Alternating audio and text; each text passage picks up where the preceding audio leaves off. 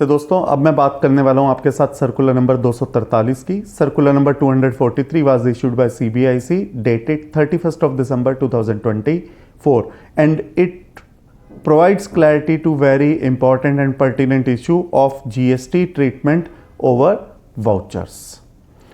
काफ़ी advance ruling आई, high court की judgement आई कि वाउचर्स सप्लाई ऑफ गुड्स और सप्लाई ऑफ सर्विस है या नहीं है, इस पर GST लगेगा या नहीं लगेगा। और देश भर में क्योंकि काफ़ी हाई कोर्ट्स हैं, एडवांस रूलिंग तो अपनी इंटेंट से डिफरेंट डिसीजन देती रहती है, तो एक यूनिफॉर्मिटी नहीं आ पा रही थी। इस सर्कुलर के द्वारा उस इशू को एड्रेस करने की कोशिश की गई है। दोस्तों जो सवाल ये है कि जब वाउचर इशू किया जाता है, पहले मैं आपके साथ एक वाउचर का एक एग्जांपल देता हूँ। जैसे सपोज कीजिए मैंने अमेजोन से एक वाउचर खरीद लिया 500 रुपीज़ का। मैं फाइनल कंज्यूमर हूँ, मैंने वाउचर ले लिया 500 रुपीज़ का, और इस 500 रुपीज़ के वाउचर को मैं बाद में इससे कोई गुड्स या सर्विस खरीदूंगा।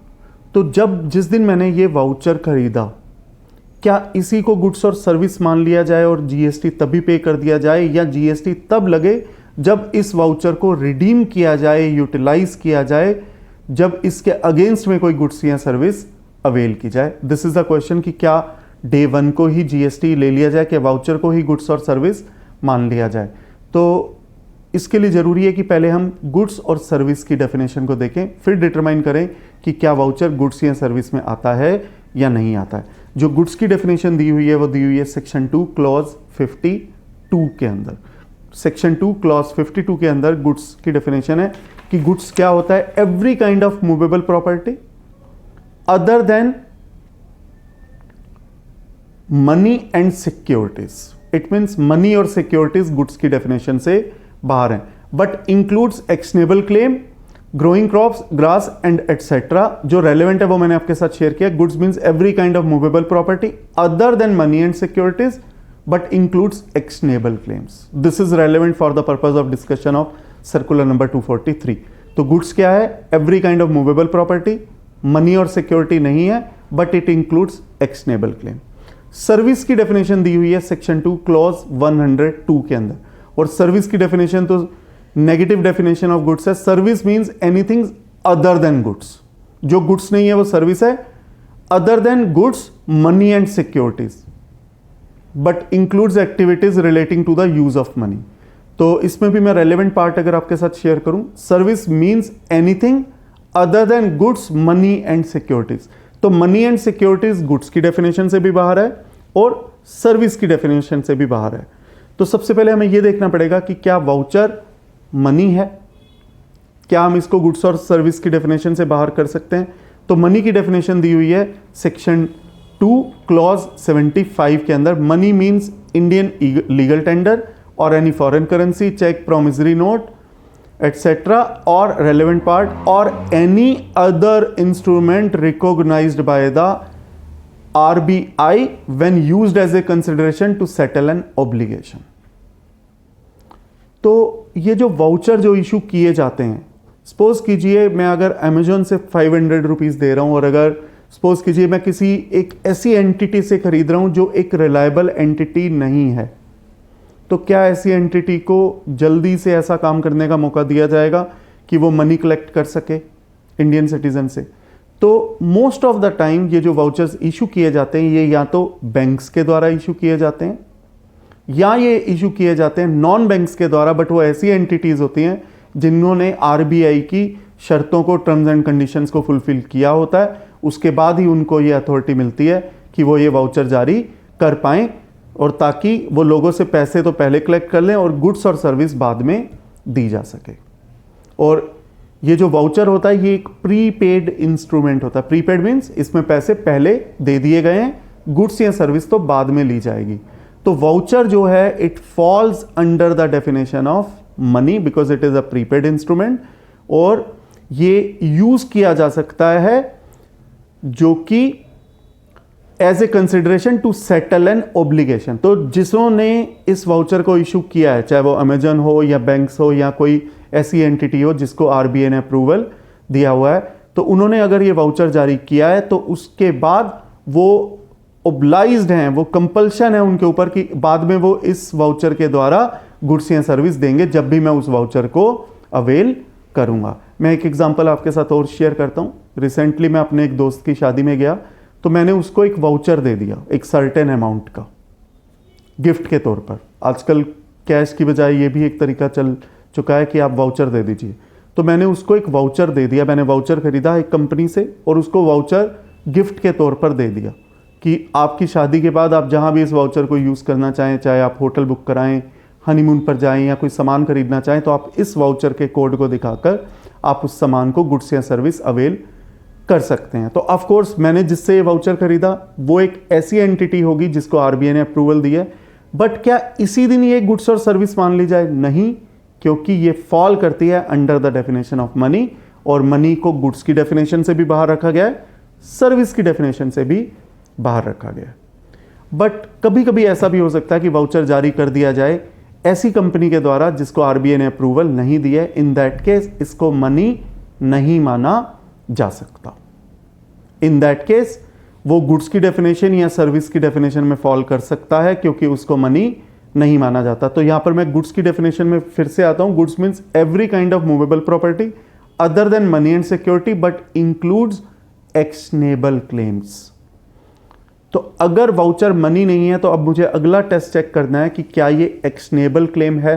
तो एक्शनेबल क्लेम की डेफिनेशन दी हुई है section 2 clause subsection section 2 clause 1 में, और एक्शनेबल क्लेम की डेफिनेशन वही दी जाएगी जो कि ट्रांसफर ऑफ प्रॉपर्टी एक्ट के सेक्शन 3 में एक्शनेबल क्लेम की डेफिनेशन दी हुई है।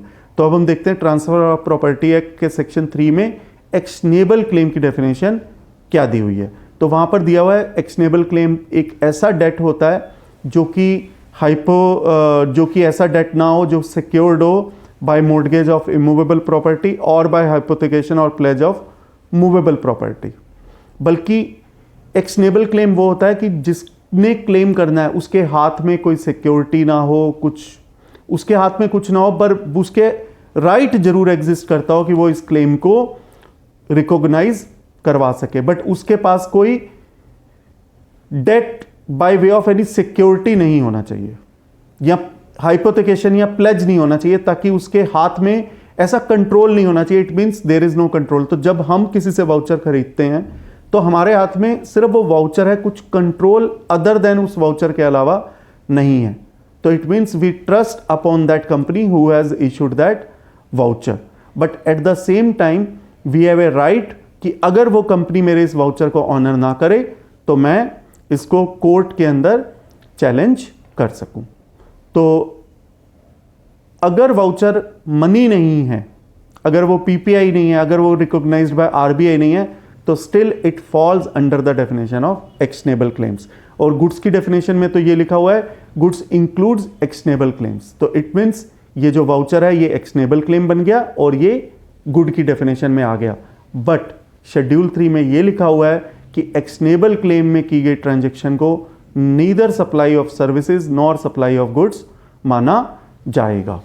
और उसके बीच में ये भी लिखा हुआ है कि सारे एक्शनेबल क्लेम बाहर नहीं है, कुछ स्पेसिफाइड एक्शनेबल क्लेम्स ऐसे हैं जिसके ऊपर जीएसटी लगेगा, बट वो है ऑनलाइन गेमिंग, बैटिंग, गैम्बलिंग।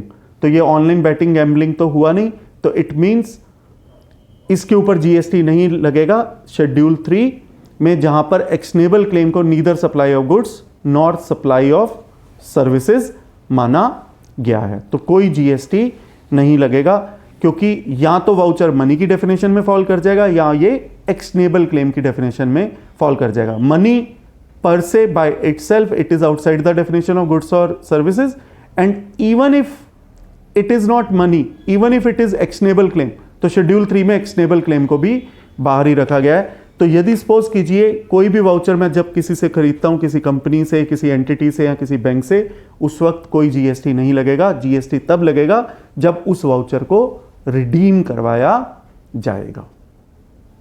अगला प्रश्न ये उठ सकता है कि सपोज कीजिए इस वाउचर की अवधि थी 3 महीने और मैंने 3 महीने यूज किया ही नहीं।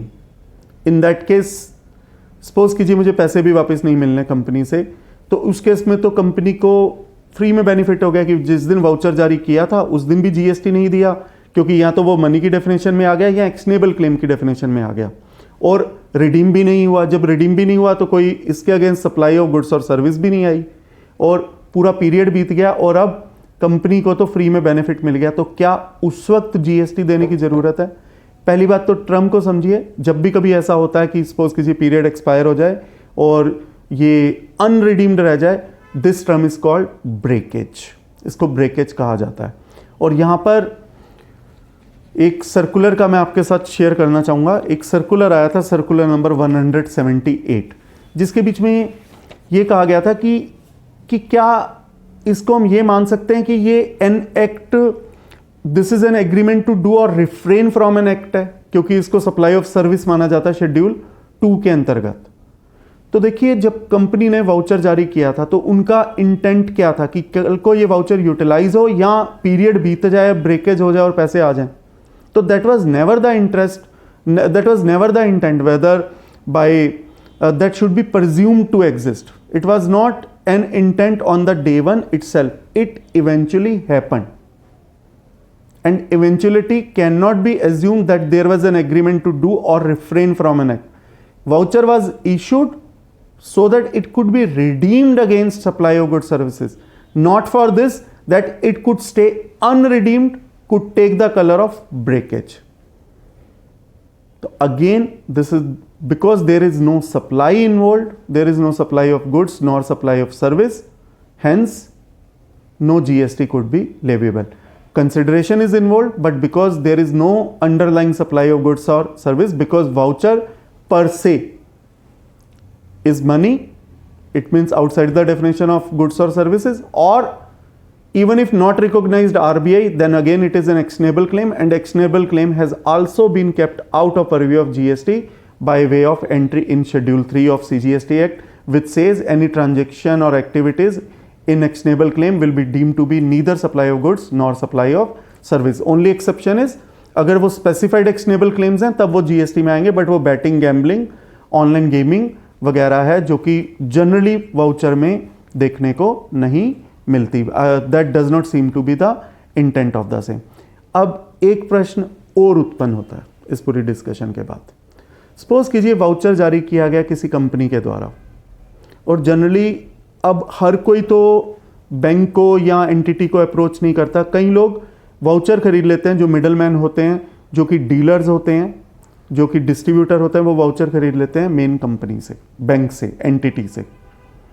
तो अब उनको भी अपना मार्जिन चाहिए। सपोज कीजिए जो वाउचर है वो 10,000 रुपीज़ की था और किसी डिस्ट्रीब्यूटर ने वो वाउचर खरीद लिया 9,800 रुपीज़ में फ्रॉम द बैंक, और अब मैं उस डिस्ट्रीब्यूटर से उस वाउचर को खरीद रहा हूँ 10,000 रुपीज़ में। तो डिस्ट्रीब्यूटर ने प्रिंसिपल बेसिस पर उस वाउचर को खरीद लिया था। वो ये वाउचर ऑन करते थे जब उन्होंने 9,800 को खरीदा, और अब वो यही वाउचर मुझे बेच रहे हैं या फाइनल कंज्यूमर को बेच रहे हैं 10,000 रुपीज़ में, और जिसके ऊपर इनको 200 रुपये का बेनिफिट हुआ है। तो क्या इस 200 रुपये के ऊपर उनको जीएसटी देना होगा? Again question is this, because voucher is neither good nor service, hence it is not a supply. When it is not a supply, even if profit is there, even if consideration is there, there is no GST applicable. But yes, there is one more option where distributor doesn't act on principal basis, it acts on agent basis. जहाँ पर वो bank को ये कहते हैं कि मैं आपके वाउचर को बिकवाने में मदद करूँगा, और जिस दिन आपके वाउचर बिक जाएंगे ये मेरी फीस होगी, चाहे वो फिक्स्ड हो या परसेंटेज के रूप में हो। सपोज कीजिए पूरे महीने भर में डिस्ट्रीब्यूटर ने बैंक के 1 करोड़ रुपए के वाउचर बिकवाए, जिसके ऊपर बैंक ने डिस्ट्रीब्यूटर को कहा हुआ है या उस एंटिटी ने जो कि वाउचर जारी करती है, उन्होंने डिस्ट्रीब्यूटर को कहा है जितने के वाउचर बिकवाएंगे मैं आपको 1% कमीशन दूंगी। इन दैट केस 1 लाख रुपए का जो इनवॉइस जो है वो डिस्ट्रीब्यूटर के द्वारा उस बैंक को या उस इशूअर को जो वाउचर इशू करती है उस एंटिटी को दिया जाएगा, और इसके ऊपर 1 लाख रुपए के ऊपर जीएसटी लगेगा। बिकॉज दिस जो ये जो सर्विस प्रोवाइड करवाई बिकवाने में, this is supply of service, this is not voucher, this is a service provided by that distributor to the bank और that entity which is issuing that voucher. मैं उम्मीद करता हूँ ये सर्कुलर 243 काफ़ी टेक्निकल है, अब आपको समझ में आ गया होगा। जबकि मैं अगेन कहूँगा, there is no substitute to education. Circular को आप पढ़िए, क्योंकि जिन शब्दों का मैंने प्रयोग किया अपने वीडियो में वो बहुत जनरल वर्ड्स हैं, जेनरिक वर्ड्स हैं। एग्जैक्ट वर्ड, लीगल वर्ड्स या तो लॉ से मिलेंगे या सर्कुलर से मिलेंगे। We should not create any substitute for those words. Any clearance that this video may help you forming understanding, but final understanding, please refer the circular or the act or rule itself. There is no substitute to the hard work. दोस्तों मैं उम्मीद करता हूँ ये video आपके business endeavours के लिए, आपके प्रोफेशनल एंडेवर्स के लिए और आपकी जीएसटी नॉलेज के लिए काफ़ी यूजफुल साबित होगा। धन्यवाद।